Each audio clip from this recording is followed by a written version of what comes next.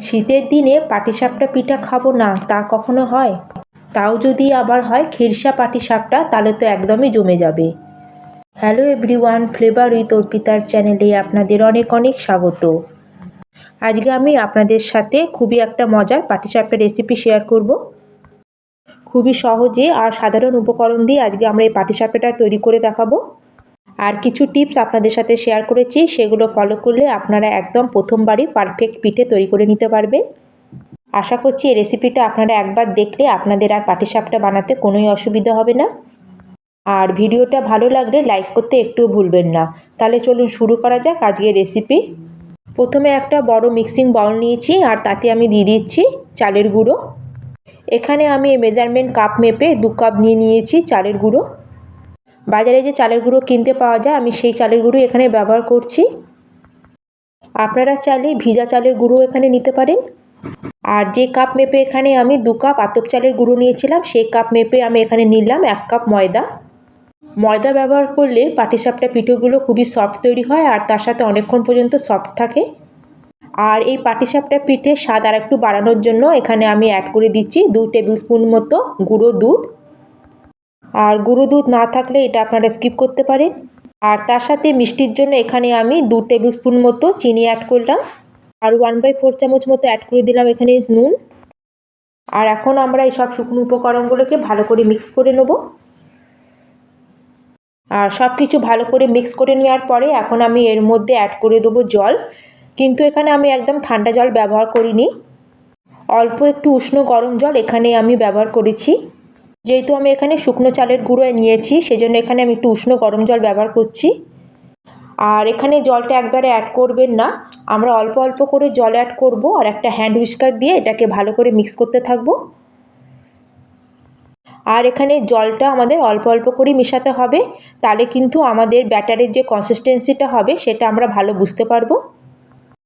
আর পাটিসাপটা পিঠার জন্য এখানে আমাদের একটু পাতলা ব্যাটার রেডি করে নিতে হবে।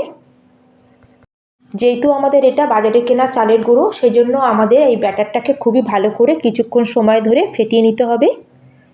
তাতে কি হবে, আমাদের ব্যাটারটা খুবই স্মুথ তৈরি হবে আর আমাদের পিঠেগুলো খুব সফট হবে। আর এখানে আমি 3 থেকে 4 মিনিটের মতো ব্যাটারটাকে খুব ভালো করে এইভাবে মিক্স করে নিয়েছি। আর আমি এখন আপনাদের ব্যাটারের কনসিস্টেন্সিটা দেখিয়ে দিচ্ছি যে কেমন আমাদের ব্যাটারটা রেডি করতে হবে। আর এই ব্যাটারটা একটু পাতলা মনে হলো, এখন এটাকে আমি প্রায় 15 থেকে 20 মিনিটের জন্য রেস্টে রাখবো। আর আমাদের হাতার পেছন দিকটা এরকম ব্যাটারটা নিলে একটা পাতলা লেয়ারের মতো হচ্ছে, ঠিক আমাদের ব্যাটারের কনসিস্টেন্সিটা এরমই থাকতে হবে। আর যখন এটাকে আমরা প্রায় 15-20 মিনিটের জন্য রেস্টে রাখবো, তারপর ব্যাটারটা আরেকটু ঘন হয়ে যাবে। আর এখন এটাকে আমি কভার করে রেখে দেবো 15 থেকে 20 মিনিটের জন্য রেস্টে। আর ততক্ষণ আমরা এদিকে পাটিসাপটার জন্য খিরসাটা রেডি করে নেব। আর গ্যাসে একটা কড়াই বসিয়ে তাতে আমরা খিরসাটা বানানোর জন্য অ্যাড করে দিলাম প্রায় 750 গ্রাম মতো ফুল ফ্যাট মিল্ক। এখানে আমি গরুর দুধ ব্যবহার করেছি। আর এখন দুধটাকে ভালো করে গরম করে আমরা দুধটাকে ফুটতে দেবো। দুধটাকে এভাবে কিছুক্ষণ জাল করার পরে দুধটা এখানে ফুটতে শুরু হয়ে গেছে। আর যখন দুধটা খুব ভালো করে ফুটতে শুরু হবে, সেই সময় আমি এর মধ্যে অ্যাড করে দেবো সামান্য একটু এলাচ পাউডার। আপনারা চাইলে এখানে গোটা এলাচকেও একটু ক্রাশ করেও এখানে অ্যাড করতে পারেন। আর আজকের এই খিরসাটাকে আমি গুড় দিয়ে তৈরি করব, কিন্তু আপনারা যদি বেশি মিষ্টি খেতে পছন্দ করেন আর গুড় আর চিনি দিয়ে বানাতে চান, তাহলে এখানে আপনারা 2 চামচ এই সময়তে চিনি অ্যাড করতে পারেন, আবার লাস্টে আপনারা গুড় অ্যাড করবেন। আর এখানে আমি এটাকে একদম খিরসাটা হালকা মিষ্টি বানাবো, সেজন্য আমি চিনি অ্যাড করলাম না, খালি গুড় অ্যাড করেই আজকে আমি খিরসা তৈরি করব। এখন কিছুক্ষণ সময় ধরে এইভাবে কন্টিনিউ নেড়ে আমাদের দুধটাকে এখন অর্ধেক করে নিতে হবে, বা অর্ধেকের থেকেও কিছুটা কমিয়ে নিতে হবে।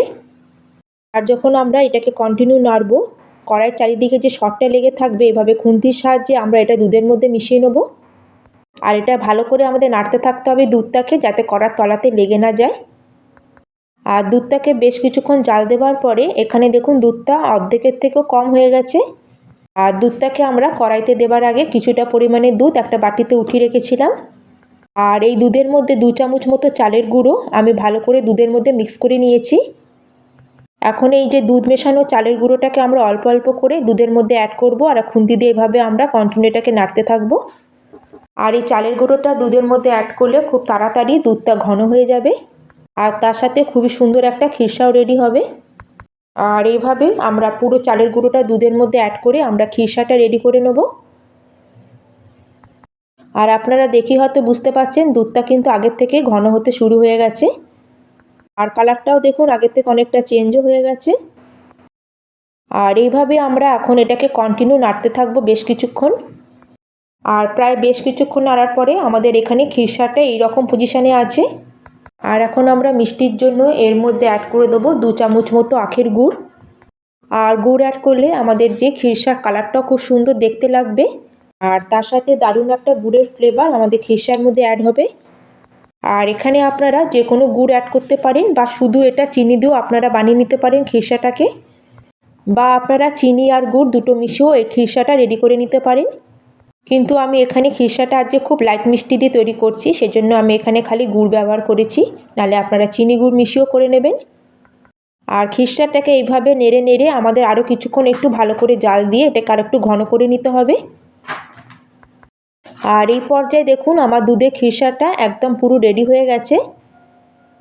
আর এখানে খিরসার কনসিস্টেন্সিটা দেখুন, এর থেকে কিন্তু আমি আর বেশি এটাকে ঘন করব না, কারণ এটা পুরো যখন ঠান্ডা হয়ে যাবে তখন এটা এত পাতলা থাকবে না, এটা অনেকটাই ঘন হয়ে যাবে। আর এখন আমি গ্যাসের ফ্লেম অফ করে দিয়েছি। আর এখন এটাকে কিছুক্ষণ ছেড়ে দেবো ভালো মতো ঠান্ডা হওয়ার জন্য। আর এদিকে মোটামুটি 20 মিনিট মতো হয়ে গেছে। এখন এদিকে যে আমি ব্যাটারটা রেডি করে রেখেছিলাম সেটাকে একবার চেক করে নেব। আর এটাকে আরেকবার ভালো করে নেড়ে চেড়ে আমি মিক্স করে নিচ্ছি। আর এখানে দেখুন ব্যাটারটা কিন্তু আগের থেকে অনেকটাই ঘন হয়ে এসছে। আর এটাই হচ্ছে আমাদের পাটিসাপটার একদম পারফেক্ট কনসিস্টেন্সি। এখন তাহলে আমরা চলে যাব পিঠেগুলো তৈরি করতে। গ্যাসে একটা প্যান বসিয়ে তাতে সামান্য একটু তেল দিয়ে এটাকে একটু ব্রাশ করে নিচ্ছি। আর এখন একটা টিস্যু পেপার দিয়ে আমাদের এক্সট্রা অয়েলটা আমরা একটু মুছে নেব। আর ব্যাটারটাকে দেওয়ার সময় একটু ভালো করে মিক্স করে আমরা 1 হাতা মতো ব্যাটার প্যানের মধ্যে অ্যাড করে দেবো। আর প্যানের মধ্যে দেওয়ার পরে আমরা এইভাবে প্যানটাকে একটু ঘুরিয়ে ব্যাটারটাকে একটু আমরা স্প্রেড করে দেবো। আর যখন আমাদের ব্যাটারটা উপর থেকে হালকা একটু ড্রাই মতো হয়ে যাবে তখন আমরা আমাদের তৈরি করে রাখা যে খিরসাটা ছিল 1 চামচ মতো এর মধ্যে অ্যাড করে দেবো। আর চামচ দিয়ে একটু আমি এভাবে লম্বা করে দিচ্ছি। আর খিরসার পরিমাণটা আপনারা আপনাদের পছন্দ অনুযায়ী কম বা একটু বেশি করতে পারেন। আর খিরসাটাকে এইভাবে এক সাইডে অ্যাড করার পরে আমরা খুন্তি দিয়ে আস্তে আস্তে এখন এটাকে ফোল্ড করতে থাকবো। আর এটা ভালো মতো ফোল্ড হয়ে গেলে এখন আমরা দুপাশটা ভালো করে খুন্তি দিয়ে চেপে চেপে এটাকে একটু সিল করে নেবো যাতে এটা খুলে না যায়। আর গ্যাসের ফ্লেমটাকে এই সময় শুরু থেকে শেষ পর্যন্ত একদম লো ফ্লেমেই রাখতে হবে। আর এই দেখুন বন্ধুরা, এখানে আমাদের একটা পাটিসাপটা একদম রেডি হয়ে গেছে।